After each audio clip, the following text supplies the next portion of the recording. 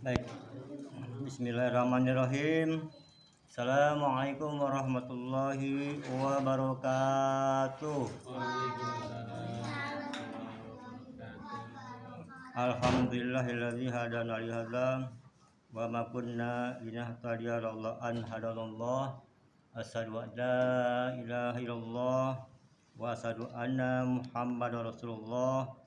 Allahumma sholli ala Muhammad wa ala ali Muhammad. Bapak-bapak, saudara-saudara, ibu-ibu, ada anakku sekalian yang kucintai karena Allah. Alhamdulillah, kita pada malam ini berkesempatan untuk memajukan taklim ya mengenai tentang ketakwaan, bab ke-6 dari kitab Riyadhus Shalihin.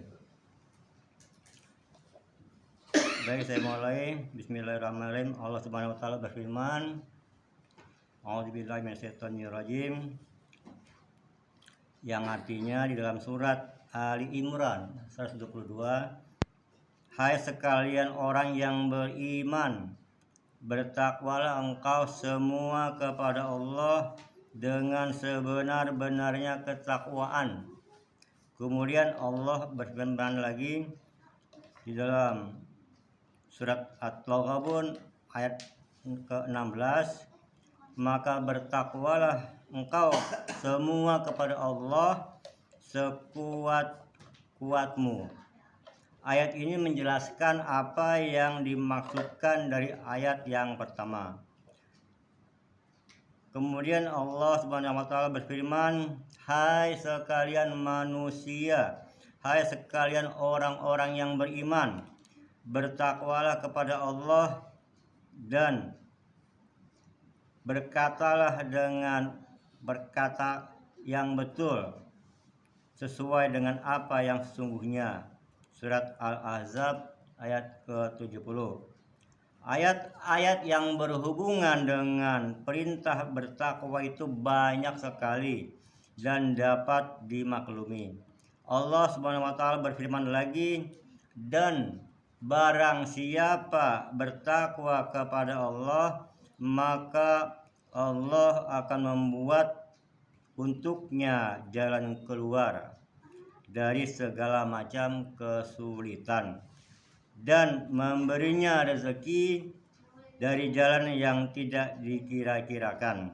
Surat At-Talaq ayat 2 sampai ayat 3. Allah Subhanahu wa taala berfirman, jikalau engkau semua bertakwa kepada Allah, maka Allah akan menjadikan untukmu semua pembedaan antara kebenaran dan kesalahan, juga menutupi kesalahan-kesalahanmu serta mengampuni dosamu, dan Allah itu memiliki keutamaan yang agung. Surat Al-Anfal ayat ke-29. Ayat-ayat dalam bab ini banyak sekali dan dapat dimaklumi. Adapun hadis-hadisnya ialah hadis yang ke-69 dari Abu Hurairah radhiyallahu anhu, katanya Rasulullah SAW ditanya, ya Rasulullah, siapakah orang yang semulia-mulianya? Beliau bersabda, yaitu orang yang bertakwa di antara engkau semua. Saya ulangi, hadis yang ke-9 ini dari Abu Hurairah radhiyallahu anhu, katanya Rasulullah SAW ditanya, ya Rasulullah, siapakah orang yang semulia-mulianya? Rasulullah bersabda, yaitu orang yang bertakwa di antara engkau semua. Orang-orang berkata, bukan ini yang kita tanyakan. Beliau bersabda, kalau begitu ialah Nabi Yusuf. Ia adalah Nabiullah, putra Nabiullah, dan ini pun putra Nabiullah pula, dan ini adalah putra Khalilullah, kekasih Allah. yakni bahwa Nabi Yusuf itu adalah putra Nabi Yakub, putra Nabi Ishak, putra Nabi Ibrahim, yaitu Khalilullah. Orang-orang berkata lagi, bukan ini yang kita tanyakan. Beliau menjawab pula, jadi tentang orang-orang yang merupakan pelikan atau pembesar dan bangsa Arab yang kau semua tanyakan padaku, orang-orang yang merupakan pilihan di antara bangsa Arab itu di zaman jahiliyah, ialah itu pula yang merupakan orang-orang pilihan di zaman Islam, jikalau mereka mengerti hukum-hukum agama. Kemudian yang hadis yang ke-70 dari Abu Sa'id Al-Khudri radhiyallahu anhu dari Nabi Muhammad SAW, sabdanya, sesungguhnya dunia ini manis dan menghijau, yakni lezat dan nyaman, dan sesungguhnya Allah itu menjadikan engkau semua sebagai pengganti di bumi itu, maka itu dia akan melihat apa-apa yang kau lakukan. Oleh karenanya maka takutilah harta dunia dan takutilah pula tipu daya kaum wanita, sebab sesungguhnya pertama-tama fitnah yang bercokol di kalangan kaum Bani Israel adalah dalam persoalan kaum wanita. Hadis yang ke-71 dari Ibnu Mas'ud radhiyallahu anhu bahwasanya Nabi Muhammad SAW bersabda, ya Allah, sungguhnya saya memohonkan padamu akan petunjuk, ketakwaan, menahan diri dari apa-apa yang tidak diperkenankan, serta kekayaan hati. Hadis yang ke-72 dari Abu Tharif, yaitu Adi bin Hatim,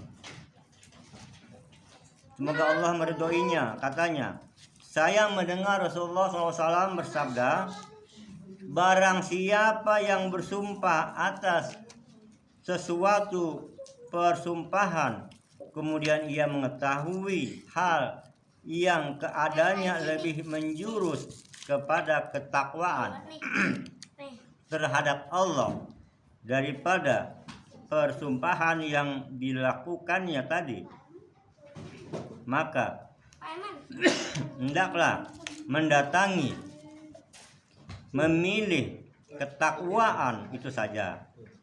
Saya lanjutkan hadis yang ke-73 dari Abu Umamah, yaitu Sudai bin Azlan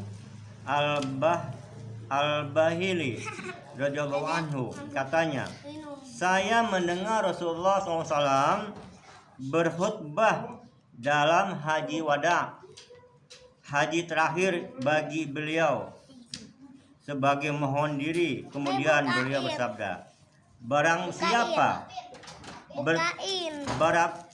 bertakwalah kepada Allah, kerjakanlah sholat 5 waktumu, lakukanlah puasa dalam bulanmu Ramadan, tunaikanlah zakat harta-hartamu, dan taatilah pemegang pemerintahanmu, maka engkau semua akan dapat memasuki surga Tuhanmu. Diriwayatkan oleh Imam Tirmizi dalam akhir kitab bab sholat, dan ia mengatakan bahwa ini adalah hadis hasan. Saya lanjutkan.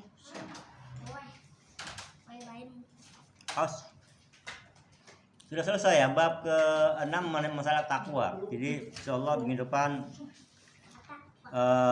bab ke-7 masuk kepada yakin dan tawakal. Nah, itu saja Bapak-bapak, ibu-ibu nih, saudara-saudara semua, anak-anak yang dicintai karena Allah. Jadi marilah sama-sama kita tingkatkan iman takwa kita kepada Allah Subhanahu wa taala. Ya. Karena ini pesan-pesan Allah di Al-Qur'an tentang takwa itu banyak. Jadi kalau kita mengalami kesulitan, takwa saja kepada Allah. Ya, sebagaimana janji Allah, "Wa may yattaqillah yaj'al lahu makhraja." Siapa yang bertakwa kepada Allah, Allah bukakan ya pintu ya dari setiap kesulitan. Jadi maksudnya Allah tunjukkanlah jalan keluar dari setiap kesulitan. Jadi takwa dulu kepada Allah, ya. Jangan kita berpaling dari Allah, ya, meminta kepada selain Allah. Banyak ini di dalam dunia, ya, kehidupan kita sehari-hari.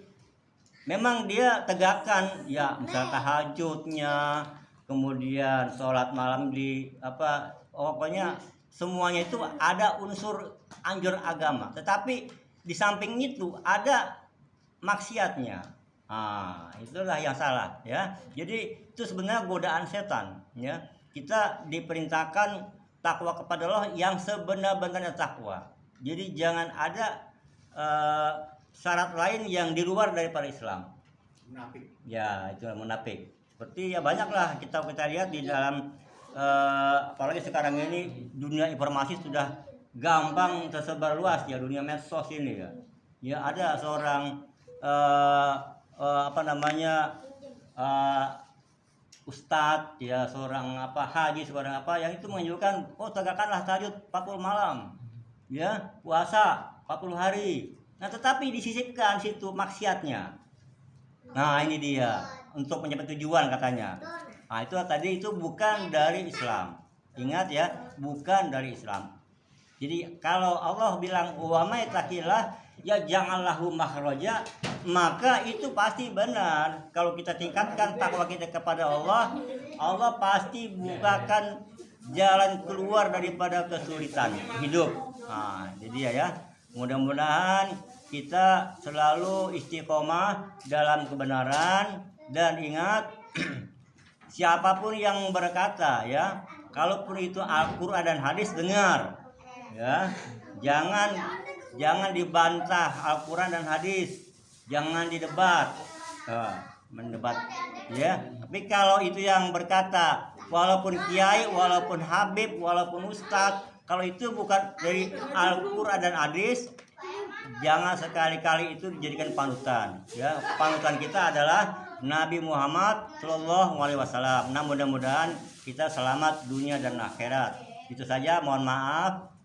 Assalamualaikum warahmatullahi wabarakatuh.